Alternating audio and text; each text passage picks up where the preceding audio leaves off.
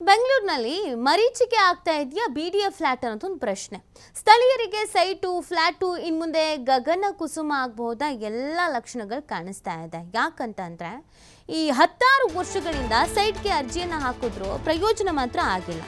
ಹಂಚಿಕೆ ನಿಬಂಧನೆಗಳನ್ನು ಬದಲಾವಣೆ ಮಾಡೋದಕ್ಕೆ ಹೊರಟಿರೋದು ಬಿಡಿಗೆ. ಬೆಂಗಳೂರಿನಲ್ಲಿ ವಾಸ ಇರಬೇಕು ಎಂಬ ನಿಯಮ ಕೈಬಿಡಲಾಗಿದೆ. ಹೊರ ರಾಜ್ಯದವರಿಗೆ ನಿವೇಶನವನ್ನು ಪಡೆಯುವುದಕ್ಕೆ ರೆಡ್ ಕಾರ್ಪೆಟ್ ಹಾಸಿರುವಂಥದ್ದು ಬಿಡಿಗೆ ಹೊಸ ನಿಯಮದಿಂದ ಕನ್ನಡಿಗರಿಗೆ ಮಾರಕವಾಗಲ್ವಾ ಅನ್ನೋ ಪ್ರಶ್ನೆ. ಇನ್ನು ಮುಂದೆ ಬೆಂಗಳೂರಿನಲ್ಲಿ ಸುಲಭವಾಗಿ ಮನೆ ಪಡಿಬಹುದಾ ಅನ್ನೋದು ಈಗ ಪ್ರಶ್ನೆ ಆಗಿದೆ. ಏನು ಹೇಳುತ್ತೆ ಬಿಡಿಎ ನಿಯಮಗಳು? ಇದು ತುಂಬಾ ಇಂಪಾರ್ಟೆಂಟ್ ಆಗುತ್ತೆ. ಸೊ ಬಿಡಿಎ ನಿಯಮಗಳು ಏನೇನು ಹೇಳುತ್ತೆ ಅಂತ ನೋಡೋದಾದರೆ, ಬೆಂಗಳೂರಿನಲ್ಲಿ ವಿಳಾಸ ಇರಬೇಕು, 2 ವರ್ಷ ಬೆಂಗಳೂರು ನಿವಾಸಿ ಆಗಿರಬೇಕು, ಆಧಾರ್ ಕಾರ್ಡ್ನಲ್ಲಿ ಬೆಂಗಳೂರಿನ ವಿಳಾಸ ಇರಬೇಕು. ಹೊರ ರಾಜ್ಯದವರು ಅರ್ಜಿ ಸಲ್ಲಿಕೆ ಮಾಡಿದ್ರೆ ಮನೆ ಇಲ್ಲ. ಹೊರ ರಾಜ್ಯದವರು ಆಗಿದ್ದು ಬೆಂಗಳೂರಿನಲ್ಲಿ 2 ವರ್ಷ ವಾಸ ಕಡ್ಡಾಯ ಅಂತ ಹೇಳಿಬಿಟ್ಟಿದ್ದಾರೆ. ಸೊ ಆಲ್ಮೋಸ್ಟ್ ನಿಮಗೆ ಬೆಂಗಳೂರಲ್ಲಿ ಯಾರಿದ್ದಾರೆ?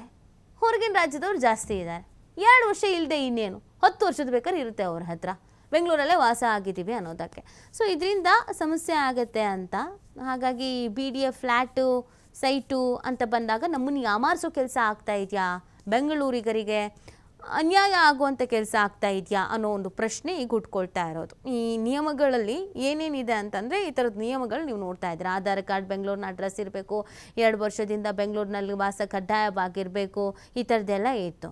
ಹಾಗಾಗಿ ಬೆಂಗಳೂರಿನಲ್ಲಿ ಮರೀಚಿಕೆ ಆಗ್ತಾ ಇದೆಯಾ ಈ ಬಿಡಿಎ ಫ್ಲ್ಯಾಟ್ ಅನ್ನೋ ಅನುಮಾನ ಹುಟ್ಕೊಳ್ತಾ ಇದೆ.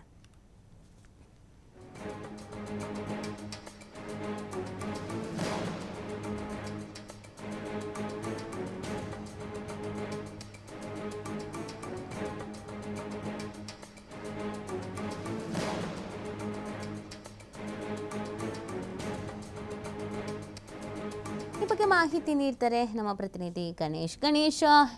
ಬಿಡಿಎ ನಿಯಮಗಳ ಪ್ರಕಾರವಾಗಿ ಇದನ್ನು ನೋಡ್ತಾ ಹೋಗೋದಾದ್ರೆ, ಹಾಗಿದ್ರೆ ಬೆಂಗಳೂರಿಗರಿಗೆ ರಾಜ್ಯದವರಿಗೆ ಅನ್ಯಾಯ ಆಗತ್ತಾ ಅಂತ? ಖಂಡಿತವಾಗ್ಲೂ ಇದು ಹೊರ ರಾಜ್ಯದವರಿಗೆ ಅಂತಾನೆ ಒಂದ್ ರೀತಿ ಅನುಕೂಲ ಮಾಡುವಂತಹ ರೀತಿಯಲ್ಲಿ ನಿಯಮಗಳನ್ನ ಸಡಿಲಿಕೆ ಮಾಡ್ತಾ ಇರುವಂತದ್ದು ಕಂಡು ಬರ್ತಾ ಇರೋದು. ಸಾರ್ವಜನಿಕರು ಸಹ ಮುಖ್ಯವಾಗಿ ಆಕ್ಷೇಪವನ್ನು ವ್ಯಕ್ತಪಡಿಸ್ತಾ ಇದ್ದಾರೆ. ಯಾಕಂದ್ರೆ ಕನಿಷ್ಠ 10 ವರ್ಷ ಇಲ್ಲಿ ವಾಸವಿರಬೇಕು, ಇಲ್ಲಿನ ವೋಟರ್ ಐಡಿ ಇರಬೇಕು, ಹಾಗೇನೆ ಇಲ್ಲಿ ವಾಸಕ್ಕೆ ಇದ್ದಂತಹ ದಾಖಲಾತಿಗಳು ಇರಬೇಕು ಅನ್ನುವಂತ ಕಡ್ಡಾಯವನ್ನು ಮಾಡಲಾಗಿತ್ತು. ಹಾಗಾಗಿ ಸ್ಥಳೀಯರಿಗೆ ಮೊದಲ ಪ್ರಾತಿನಿಧ್ಯ ಸಿಗ್ತಾ ಇತ್ತು. ಅಲ್ಲದೆ 16 ವರ್ಷಗಳಿಂದ ಬಿಡಿಎ ಸೈಟ್ ಬೇಕು, ಫ್ಲಾಟ್ ಬೇಕು ಅಂತ ಹೇಳಿ ಹಲವು ಮಧ್ಯಮ ವರ್ಗ, ಕೆಳವರ್ಗದ ಜನ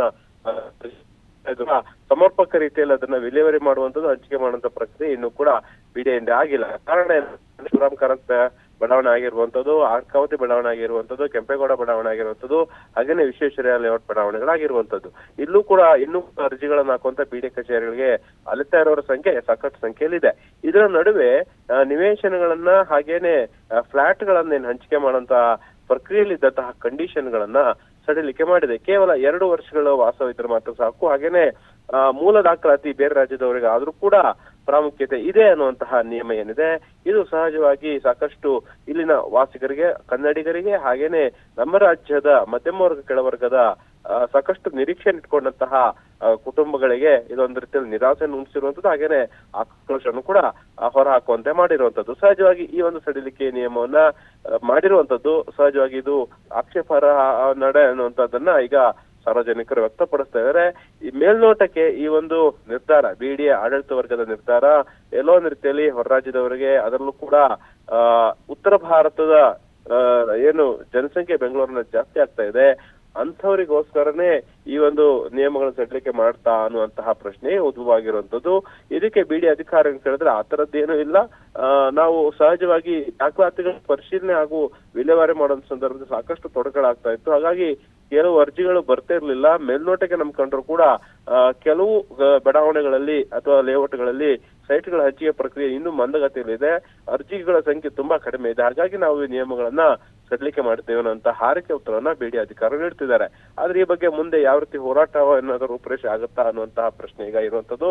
ಸಹಜವಾಗಿ ಈ ಬಗ್ಗೆ ನ್ಯಾಯಾಲಯದ ಮೆಟ್ಟಿಲನ್ನು ಹತ್ತುವಂತಹ ಪ್ರಕ್ರಿಯೆ ಕೂಡ ಜನಸಾಮಾನ್ಯರಿಂದ, ಸಾರ್ವಜನಿಕರಿಂದ, ಹಾಗೇನೆ ಅರ್ಜಿ ಹಾಕಿ ಸೈಟ್ಗಳು ಸಿಗದೇ ಇರುವಂತಹ ಸಂಘಟನೆ ಏನಿದೆ ಅಥವಾ ಯೂನಿಯನ್ ಏನಿದೆ, ಅವರು ಕೂಡ ಒಂದು ರೀತಿಯಲ್ಲಿ ಈಗ ನ್ಯಾಯಾಲಯದ ಮೊರೆ ಹೋಗುವಂತ ಸಾಧ್ಯತೆಗಳು ಇರುವಂತದ್ದು.